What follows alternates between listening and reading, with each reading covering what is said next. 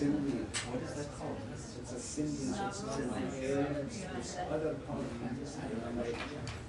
Are you expressing solidarity with a I different part love of culture. He's the one from Bangladesh, I swear I will. He doesn't bring me one.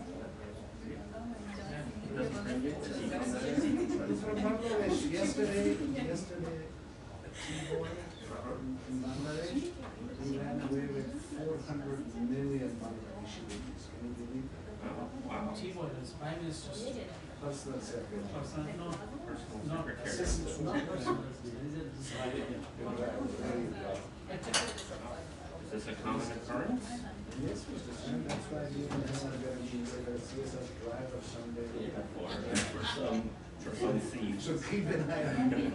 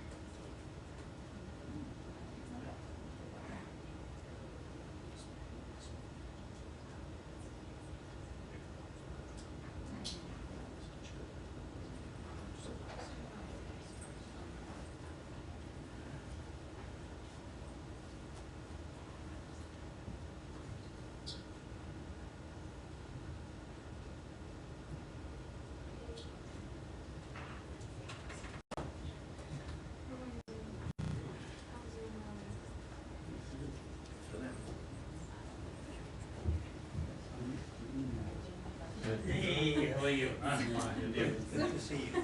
I don't like to sit away from you. Why don't you sit with me?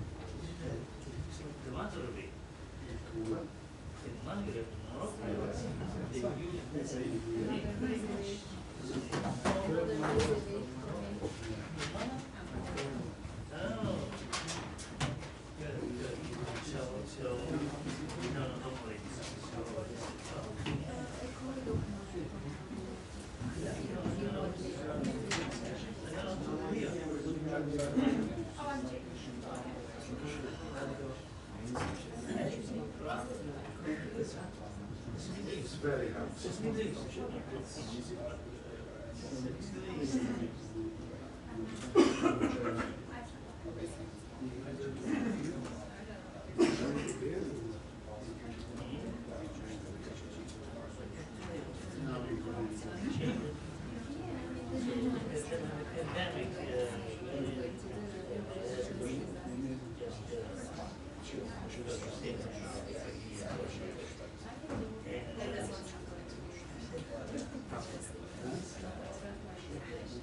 Summertime is not feel like there's something on your face. But give you a break from shaving. Yeah, I was told that. I never thought of that.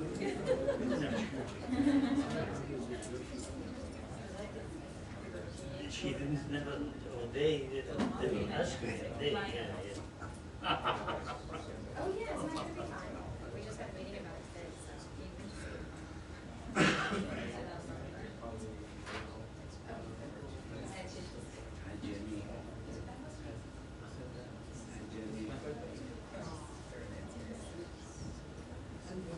Oh yeah, please concentrate, things that it's best for everybody.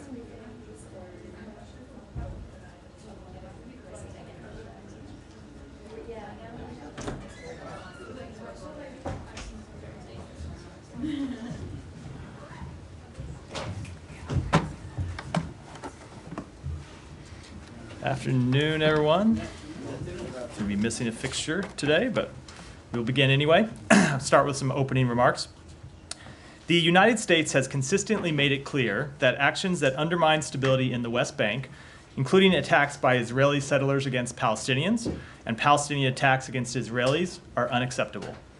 In December, Secretary Blinken announced a visa restriction policy pursuant to the Immigration and Nationality Act, targeting individuals believed to have been involved in or meaningfully contributing to undermining peace, security, or stability in the West Bank.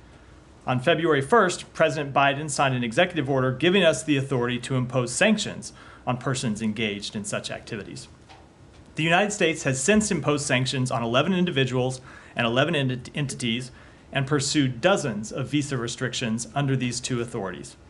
Today, under this policy, and as part of our ongoing effort to promote peace, security, and stability in the region, we are taking steps to impose visa restrictions on an additional group of individuals who have used violence against persons or property or unduly restricted civilians' access to essential services and basic necessities. Additionally, today Secretary Blinken announced the designation of Elor Azaria, a former Israeli Defense Forces sergeant, for his involvement in a gross violation of human rights in the West Bank. As such, Azaria and any immediate family members are generally ineligible for entry into the United States. As we have said on a number of occasions, promoting accountability and justice for any crimes, violations, and abuses committed against Palestinians and against Israelis are essential to stable, just, and enduring peace in the region. We once again call on the government of Israel and the Palestinian Authority to hold accountable those responsible for violence in the West Bank, and we reiterate that we will continue to impose our own accountability measures as necessary. And with that, Simon. Yeah, follow up on that. So these sanctions against, it's a visa ban against Elor Azaria. Does that imply that he hadn't had that his treatment, the treatment of his case by the Israeli authorities was not fully in line with the standards of justice that the US would like to see? So we have made clear, let me speak to it generally first, and I'll speak with respect to his case. We have made clear that we want to see appropriate accountability for those involved in violations of human rights in the West Bank, those involved in actions that of violence that threaten Palestinians or actions that threaten Israelis. With respect to this particular statute under which he was designated, we are actually required to impose visa restrictions if we find a violation of if we find a gross violation of human rights. So I think there are people who will, obviously there was an action that the IDF took against him, right? He did serve time. And I think people can appropriately question whether that was the right amount of time or not. But we are actually separate and apart from that analysis. When we find a gross violation of human rights by a government official, and we did find a gross violation of human rights by this official, we are required to impose this measure whether or not the government of Israel has taken its own accountability measures. Right, and so this was one of the cases that was involved in earlier this year, the Leahy determinations that you guys made. According to the memo of justification that the organization Dawn obtained and posted online, it includes a discussion, it's a State Department document, but includes a discussion of the case and says Secretary of State determined that the government of Israel is taking effective steps to bring to justice the responsible member. So they're specifically talking about this case, but isn't there like a mixed message here if you're also saying this is 8 years after the fact, but we're taking this action against this individual. But you're also saying, justice has been done in this case. So, as I just noted, whether you believe the steps that they have taken are appropriate or not, and we did find that those steps were appropriate for remediation under the provisions required by the Leahy law when it comes to continue to provide training and assistance to that unit. Separate and apart from that analysis, whether you believe that the appropriate remediation measures or appropriate accountability measures have been taken or not, if we find a gross violation of human rights, and we did here, we are required to impose this visa restriction. So that's what we have done. Right, but I guess people would say, people would look at this and say, well, you're imposing a sanction on the individual, but the institution that he's part of, the whole point of the Leahy law is to stop U.S. assistance going, weapons and assistance going to units that are involved in human rights violations. In this case, you've determined that this was a gross violation of human rights.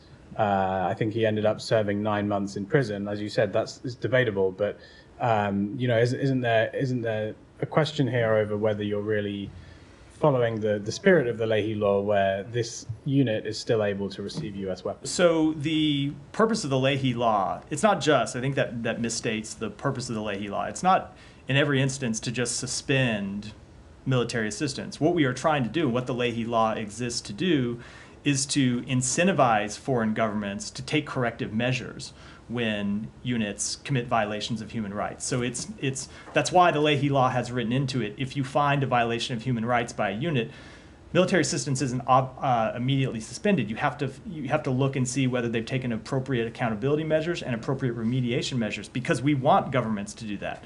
I think it's true about every military in the world that there are times in conflict where you're going to have individual soldiers and individual units who act outside the code of conduct of that unit or potentially act outside the laws of war, and you judge the country by whether they have a system that corrects for those violations and holds people accountable. And that's what the Leahy law is trying to incentivize. So do you think that someone who's been found guilty of extrajudicially killing an unarmed Palestinian, given everything you've said about the need for action to be taken to make sure stability is maintained in the West Bank, this is a very sort of febrile atmosphere there.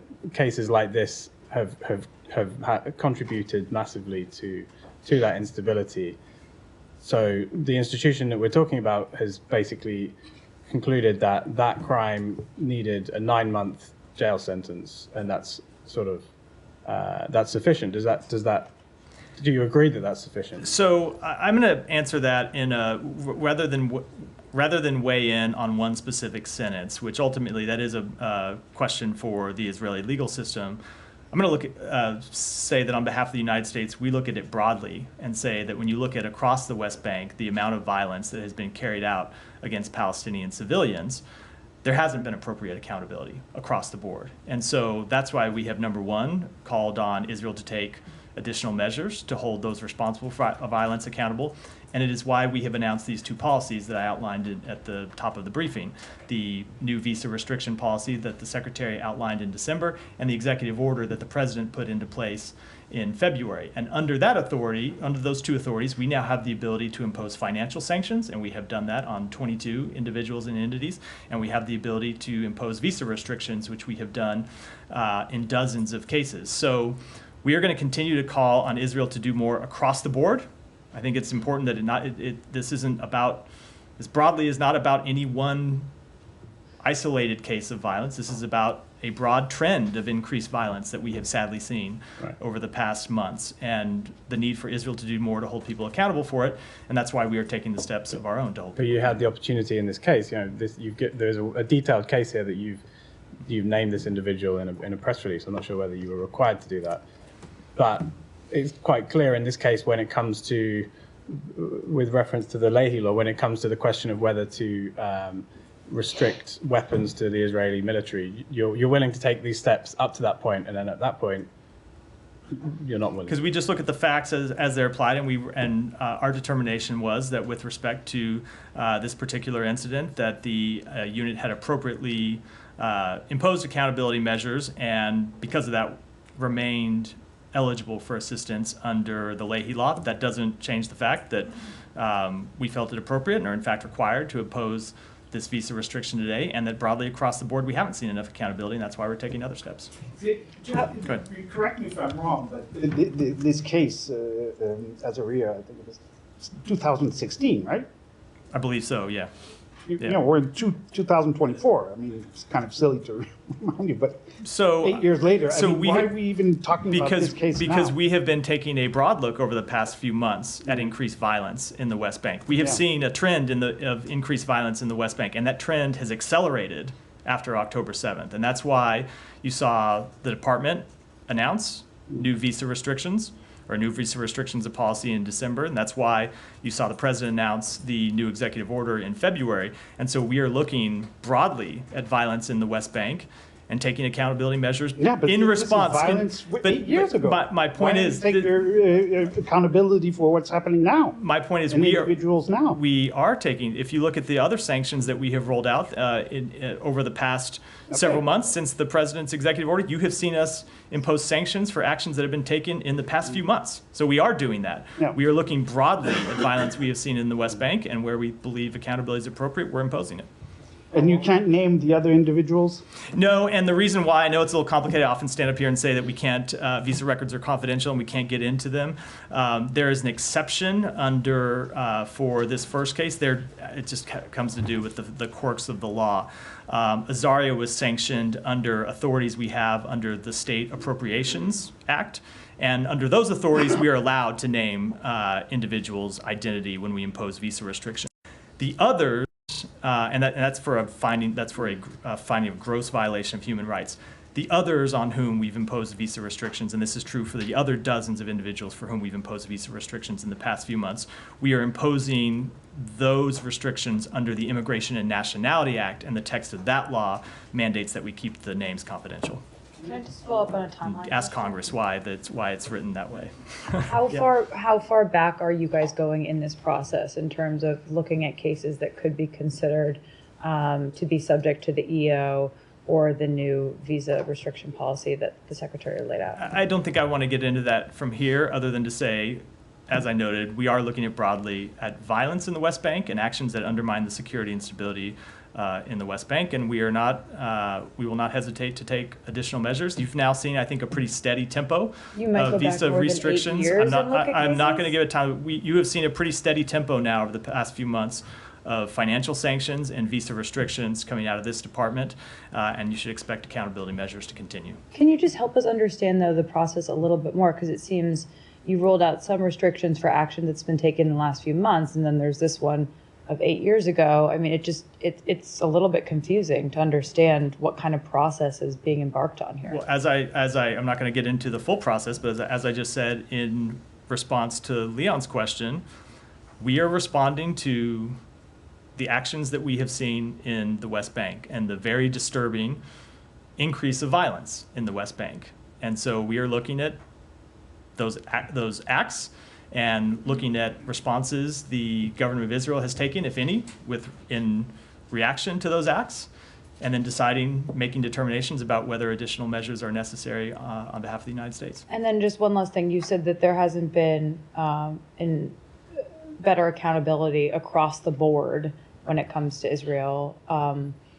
Is there any broader action that you guys would consider taking? I mean, if you find all of these violations have occurred, is it as meaningful to go after individuals? Perhaps like the IDF itself needs to be targeted? So when it comes, first of all, I will say, when it comes to the impact of these sanctions, if you look at the complaints over the past few months from the individuals that have been sanctioned, if you look at the complaints from officials with the government of Israel, they certainly don't think these measures are effective, because they have been quite loud in complaining about them and quite loud in... They do or they do not think? they do not think they haven't been. They think they've been ineffective. I probably got lost in a double negative there. If you just look at the time period since we have been imposing these measures, you have seen quite vociferous complaints from those who have been sanctioned, those who have had visa restrictions imposed on them, and from officials with the government of Israel. So they certainly seem to believe that these measures are effective. And I will note, part of the point of taking these measures is not just to impose accountability on people who have engaged in acts of violence or people who have engaged in other acts that increase instability in the West Bank. It is also to let others know that we are paying attention and we are watching and we are not going to hesitate to act. Any noticeable change in their action if they're so frustrated about all of this? So we have seen the government of Israel taking some steps to crack down on settler violence in the West Bank. We have seen them at times stopping settler violence and at times arresting those engaged in it, but those steps have not been sufficient. And so we continue to call on the government of Israel to take further steps. Yeah. Sorry, I missed the top, or maybe even more than just the top. But in response to these questions right here about this latest sanction that you introduced, you say that you're judging their effectiveness by the loudness of the complaints? No, the question was about whether they are effective or not, and we believe that they have been effective. From the people who have been targeted and complaints from the Israeli government mean that they've been affected, or just that they're angry? We believe they have been effective separate and apart. How? From we believe they are effective on imposing accountability, both with the visa restrictions. And remember, we have imposed financial sanctions as well on individuals that restrict their ability to interact with the United States financial system. My point of that is, if these weren't effective, if these weren't imposing a cost, I don't think you would see such loud complaints both from those targeted and from the government of Israel. Yeah, but the cost is that these people can't travel to the U.S. Their families can't travel to the United States, and or that any assets that they might have in the U.S., which questionable whether they have any, right? It is not limited to that, only because I think, as you know, having watched sanctions for a long time, an inability to interact with the financial system often makes it hard for people to carry out all sorts of banking and other activities. But in order for sanctions to be effective, they actually have to, I mean, the idea is to change behavior, right? And I think this is what Kylie was getting at. What behavior have you seen change? We are early in this process, and I think it is too early to pass judgment one way or the other. As I said though, if we had seen a completely satisfactory change in behavior, I think we'd be done. You wouldn't see us imposing additional sanctions and additional visa restrictions.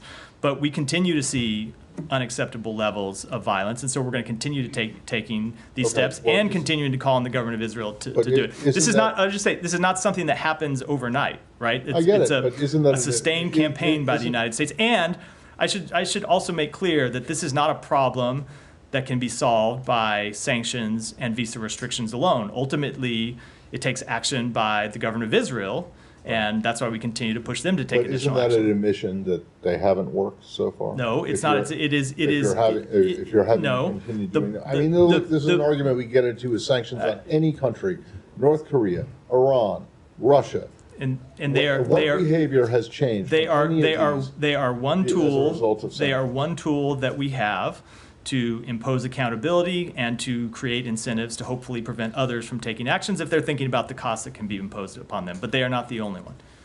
Thank you, Matt. Before I ask my question, just to clarify, what about settlers that may be U.S. citizens or U.S. born? I mean, there are a lot of them that have been committing acts of violence and other acts from Kiryat Arba, from the Hebron area and so on. Names are, they're there. Will they be requested to be extradited? Would you do something like this? I'm just trying to clarify. So you can't make an extradition request absent a criminal indictment. So that's the first one. And obviously we don't do criminal indictments in the Department of State. So you would have to wait for the Israelis to indict them criminally? No. Well, you wouldn't request to extradite someone who had been indicted in another country. It would be for an indictment in the United States. But we're getting... Okay, now expanding these, these sanctions and so on, would you expand it to include the Smotrich, who is a very powerful minister? He is virtually the governor of the occupied West Bank and so on, and he encourages these acts, encourages settlements and so on. Would you do something like this to include someone in the Israeli government? So as always, I am not going to preview any sanctions action or sanctions or potential sanctions action from here before it happens. Right, but he's doing this on a daily basis.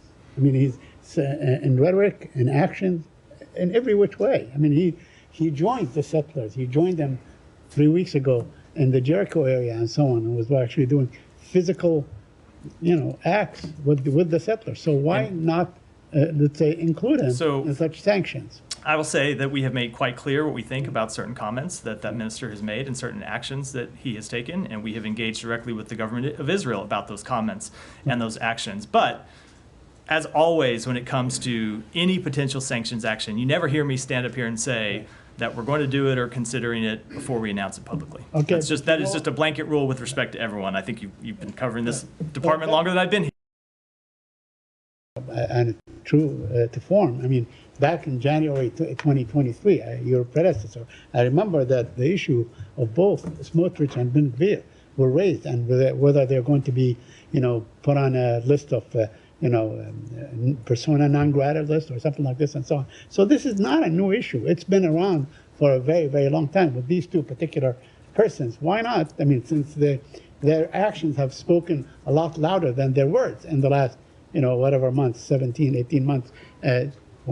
Why not include them in such sections? And this way it would be. So we continue to engage with the government of Israel about policies that those ministers impose with which we disagree, and other actions that the government of Israel takes with which we disagree. In the same way that we engage with governments all around the world about actions that they take with which we disagree. Yeah.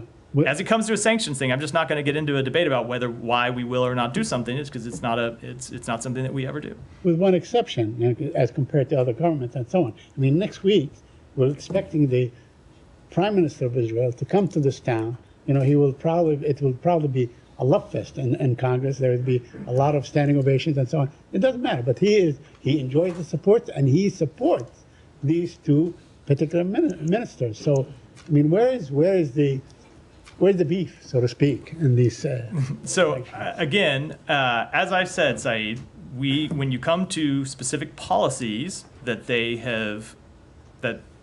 those ministers have promulgated, you have seen us engage with respect to those policies. So when it comes to, for example, the suspension of transfer payments to the Palestinian Authority, when it comes to the potential suspension of correspondent banking authority, you have seen us engage on those policies and seen us engage successfully to get those policies reversed, and that's what we'll continue to do.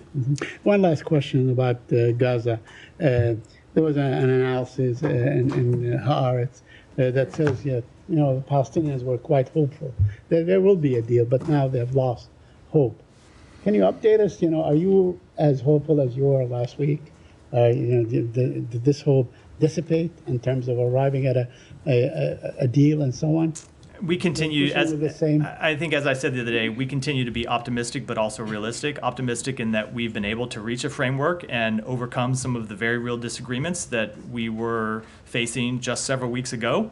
But there are still issues that need resolution, and we continue to work to resolve those. I can only I can only imagine what it must be like to be living in the midst of this conflict, and how much the people of Gaza must want a ceasefire to be reached. And we understand the suffering that they are going through, and that's why we are pushing so hard every day on behalf of the United States, with our mediators, with the government of Israel, to try to bridge these final differences and get a ceasefire, because we realize that it is an urgent priority for those people who continue to suffer. And my last, I promise. It's like 7 or 8, but that's okay. Yeah. I mean, I think the last one you said was the last one, Saeed. Okay. Knowing what you no one else has their hand up, so I'm not, the cue 10 hands, right? Go ahead, sorry. Knowing what you know now about the course of this latest round of negotiations, now if it falters like the others have, will the onus be placed on Hamas as you guys did in the past, or would it be placed on the Israelis? I'm not gonna, knowing what you know now. So I'm not going to deal with a hypothetical. We're trying to get a deal, and if that breaks down, we'll deal with the circumstances as they're presented to us at the time. But I'm not going to speculate about what those circumstances would be in advance. Go ahead. Thank you very much. Any reaction or maybe concern from allies regarding the conviction of Senator Menendez? Because he was the chair of the Senate Foreign Relations Committee, holding a very powerful position at the Congress. Is there anyone raising among allies eyebrows regarding his maybe past remarks or actions? Like, for instance, in Turkey, he's long been known for his attempt to block 16 sales to Turkey and then causing a stir in ties between Washington and Ankara. I am not aware of any concerns that have been raised to us, but that would be natural. Congress is obviously an independent branch of our government, and I think most of the foreign governments with which we engage understand that quite well. Thank you. Yeah, go ahead. Thank you, Matt.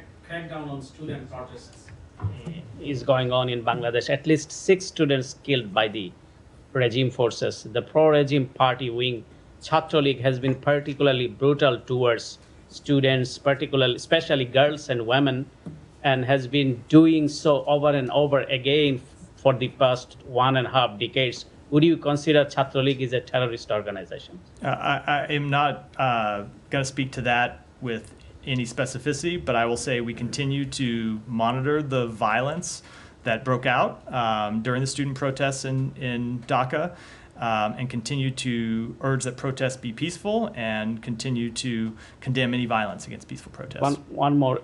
Abu Saeed, a young student of English literature of the University Begum Rokeya, stood tall in front of the police to rescue his fellow students. But regime force did not hesitate to shoot him, and he even did not realize that he had been shot while he trying to rescue his friends. This is how the Sheikh Hasina maintains power just before the Sham election. I'm sorry. The Secretary of State said whole world is watching on the Bangladesh election, and the State Department and US will take necessary all steps for this. But when people rights are robbed, all of a sudden you become silent. Why is that? So, first of all, that's not accurate. You have heard me say several times this week, said it on Monday, I think I said it again yesterday, I've said it again today, that we condemn any violence against peaceful protests. We've been watching this matter very closely, both from our embassy and officials here in Washington. Have been monitoring the protests, have seen the reports of people dying, being killed in the protests. And we, again, call on the government to uphold individuals' rights to protest peacefully. Thank you. Back on Gaza, there is a photo of Israeli soldiers posing in front of the Turkish-Palestinian Friendship Hospital in Gaza, widely circulated online. Turkish Foreign Ministry also condemned it. And I'm going to ask your reaction to it, because whenever we ask you about civilian killings in Gaza, you blame Hamas, accusing Hamas of hiding behind civilians, operating within hospitals and schools. And here in this case, it appears that IDF soldiers are also using a hospital in Gaza as their military base. There are also reports indicating that. Is this concerning you? And do you think this is a violation of international law? So I have not seen this particular picture or this specific report, so I'm not able to comment on it. But I'm happy. The context is always important, so I'm reluctant to comment on it without knowing the full context, but I am happy to take a look at it and have comment for you on it. There was also a report by Washington Post in May, shared the satellite images showing that, Israeli soldiers is using this hospital as their base. And generally, do you think using hospitals as military base is a violation of international law? So I'm not going to speak to violations of international law because I'm not a lawyer, and I always want to be careful and check with lawyers before I make such proclamations from here. But obviously, absolutely no one should be using a hospital as a military base. No one in Gaza, no one anywhere in the world should be hiding inside a hospital and using a hospital or using patients as human shields. That applies to everyone. Now, with respect to this specific incident, I just have to look at the details to be able to comment on it, but as a general principle, absolutely that applies to everyone involved in the conflict. Sorry, I'm changing subjects. Is State Department worried or have any thought on Donald Trump's comments on Taiwan? First of all, do you agree with what he said, that Taiwan should pay for its defense? And second, it raises the question of what the next president, or whomever it is, would do in case there were an attack against a Chinese attack against Taiwan. I wonder if those comments worry you in any way or form or another. So I think I said this yesterday. It's going to be a tricky few months where I have to walk the line of what I can and can't say about remarks that are made on the campaign trail. But I will point out that Taiwan has been paying for its own defense. Taiwan has been purchasing military equipment from the United States to the tune of billions of dollars. And the military equipment that they have purchased supports American manufacturing, supports American industry, supports American technology. So the purchases that they have made not only are important, we believe, to regional security, but are important to the United States economy. Now, there is money that was contained in the recently passed supplemental bill that gives us, for, I believe, the first time, the ability to provide Taiwan with drawdown authority and other weapons from U.S. stocks. But that is a new authority. If you look at the support that we have provided, or the security cooperation that we have provided them over decades, it has been Taiwan actually purchasing military from the United States. It has not been in any way charity from the United States. And I would just point out that we continue to believe that cross-strait peace and stability is essential to the United States. It's essential to the American people. It's essential to the global economy. And the United States, of course, is inherently wrapped up in the global economy. And anything that contributes to instability across the Taiwan Strait can potentially damage the economy here at home. So that's why these issues are so incredibly important. To follow up on that, it was last year that you guys put forth the first ever FMF package for Taiwan. Yeah, it's part of the supplemental I was referring to. Yeah. Can you just help us understand, before that, there had never been any kind of U.S. military assistance going to Taiwan that Taiwan wasn't paying for. Is that correct?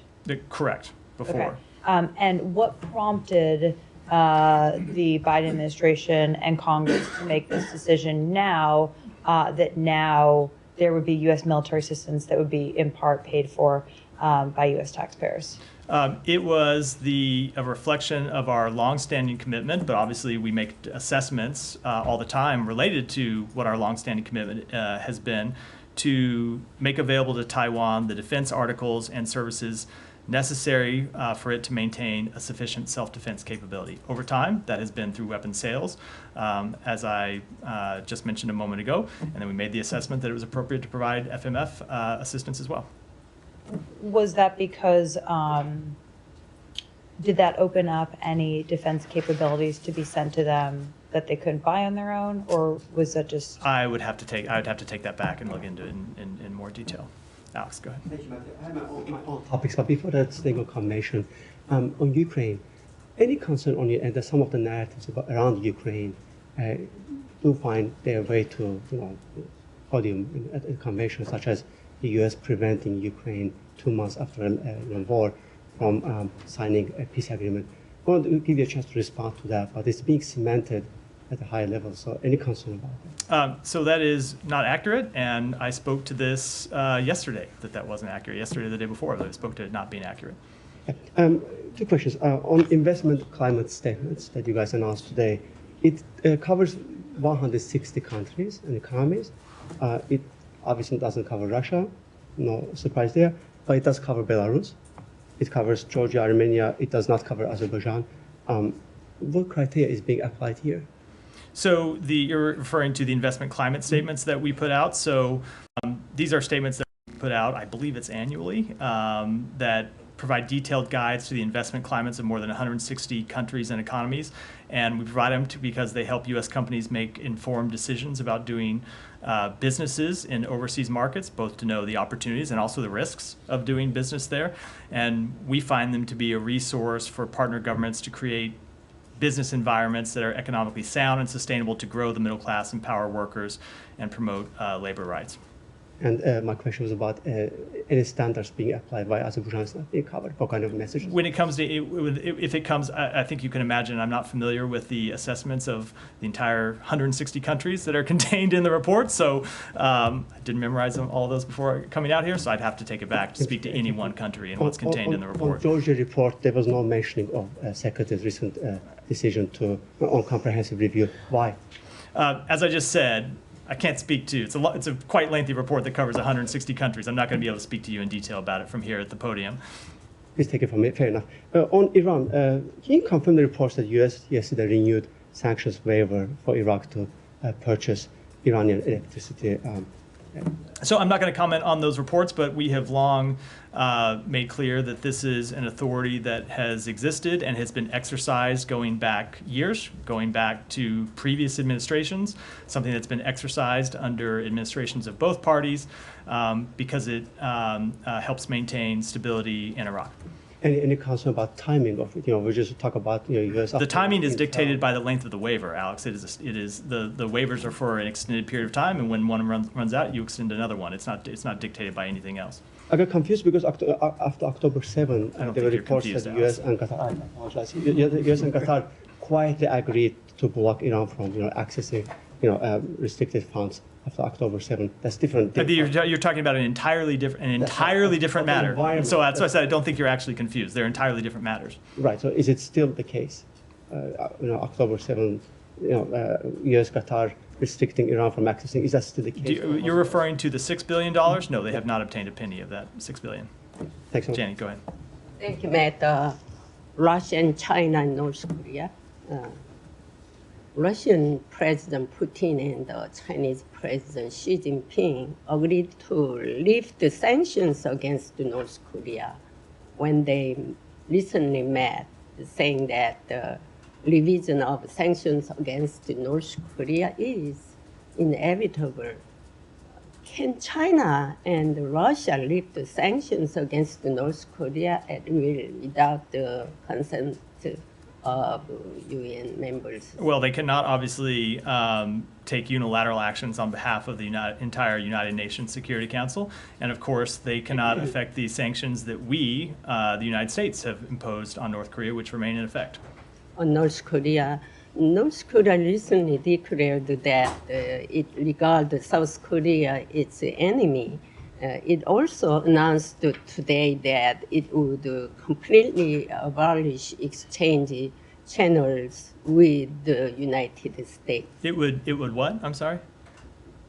It would completely abolish exchange channels with the United States. How do you think the diplomatic dialogue with North Korea that the United States wants will proceed in the future? So I don't have any updates on that. We have made quite clear for some time that we welcome diplomacy, and we have seen that desire met with provocative actions by North Korea. So we continue to believe that diplomacy is the best way to address our very serious concerns. North Korea has pursued a different route, and so that's why we continue to impose accountability measures on them. Thank you. Thank you so much. On Bangladesh, we already from Monday from this podium, you confirm and condemn also what's going on in Bangladesh. 6 students already died. While we are talking here, the Bangladeshi Prime Minister already on her televised address to the nation declared independent judicial committee to investigate how the students was killed. And she also declared that the government will take care every family with the job and necessary income to protect them. But that is what is my concern here. The quota in public sector job opportunities reform in Bangladesh is a sub judice matter. Currently, an audio clip of a senior opposite BNP leader has gone viral on social media that the violent student movement is orchestrated by the opposition to disrupt the peaceful political environment, and that is being fueled by Shibir, Jamaat-e-Islami of Bangladesh. What is your comment on that? Okay, so I, just as a first matter, I have not seen that clip that's circulating, so I couldn't in any way comment on it. But I also don't have any update to the answer I gave on this exact subject 10 minutes ago, 15 minutes ago. So. And about, we are in Washington, D.C. last 3-4 days. We are feeling like we are in Dallas. It's a big kind of climate change.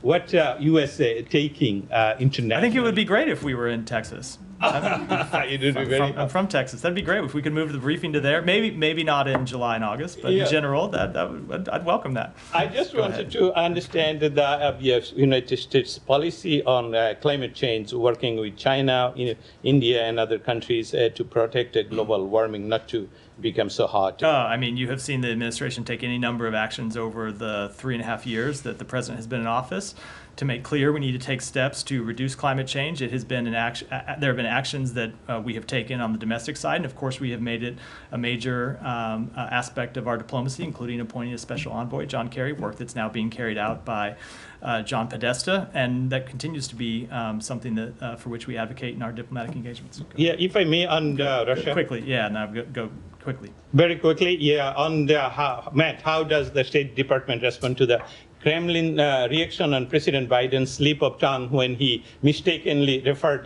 to Ukraine President Zelensky as President Putin during the NATO? So I haven't seen Russia's reaction. I try to make it a practice not to respond to everything that they say. I don't find a lot of what they say very productive, I think, as is well known, so without having seen that reaction. But you have diplomatic relationship with Russia. So I don't know I don't know the comment they said. Anyway, go ahead. Thank you, Matt. Chinese Foreign Ministry said it has suspended negotiation with the United States on nuclear non-proliferation and arms control in response to U.S. weapons sales to Taiwan, and saying that U.S. sales of arms to Taiwan were seriously undermining the political atmosphere for continued arms control consultations between the two sides. And what is your response to this? Yeah, I think that step that they've taken is unfortunate.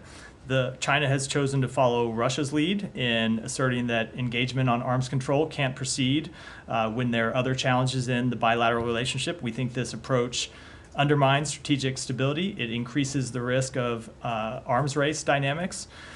We have made efforts to bolster the defense of our allies and partners in the Indo-Pacific, and we will continue to make those efforts in the face of Chinese threats to their security.